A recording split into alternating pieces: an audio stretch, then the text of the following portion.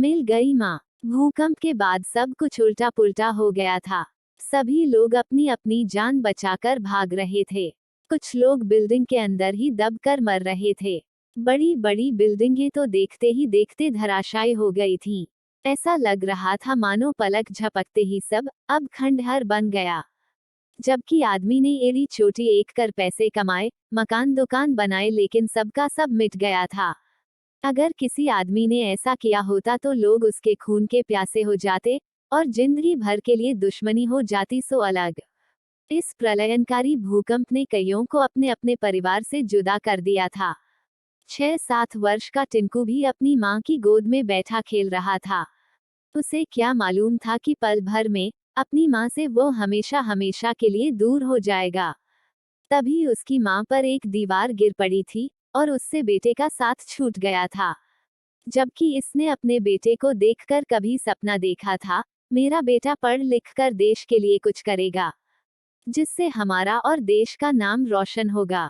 तब मैं फक्र से कहूंगी कि टिंकू मेरा बेटा है। इसलिए तो वह उसे ममतावश अपने सीने से लगाए रही, लेकिन प्रकृति ने उन दोनों को अब अलग कर दिया था। टिंकू रोने लगा और अपनी माँ के ऊपर से दीवार का मलबा नन्हे हाथों से हटाने का प्रयास करने लगा। 3 मिनट के इस भयंकर भूकंप ने पूरे शहर को एक खंडहर में तब्दील कर तबाह कर दिया था।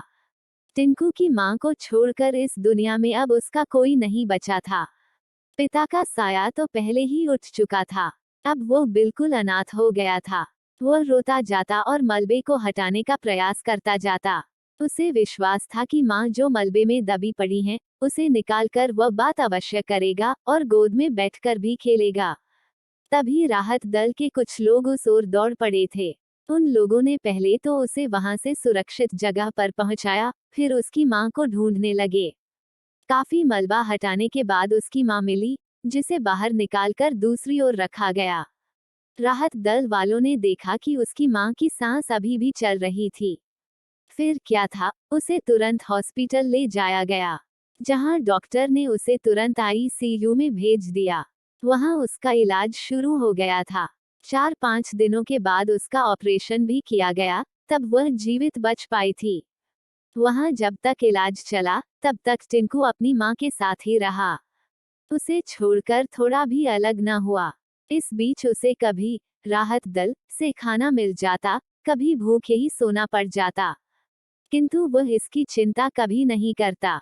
चिंता तो उसे मात्र अपनी माँ के ठीक होने की थी। कब वह ठीक हो और वह उसकी गोद में बैठकर खूब खेले और परियों की कहानी सुने। करीब 15-20 दिनों के बाद टिंकू की माँ ठीक हो गई। डॉक्टर ने उसे छुट्टी दी, तब वो बहुत ही खुश हुई। फिर अपने बेटे को खोजने लगी। वह जैसे ही हॉस्पिटल से बाहर निकली, वैसे ही सामने उसका रोता हुआ बेटा नजर आया। यह देखकर उसकी ममता एकाएक उबल पड़ी। दौड़कर उसने अपने बेटे को गले लगा लिया। भूकंप में सब कुछ अपनी अपनी आंखों से मिटते हुए देखने वाले लोगों का दर्द अब और भी बढ़ता जा रहा था, जब मलबे के नीचे से उनके परिजनों की लाशें मिलती। टिंकू जैसे भाग्यशाली बच्चे कुछ ही थे, जिन्हें अपनी खोई हुई माँ मिल गई थी।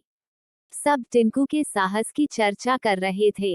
यदि वह मलबे को हटाता नहीं दिखता, तो समय पर उसकी माँ को निकालना संभव न था।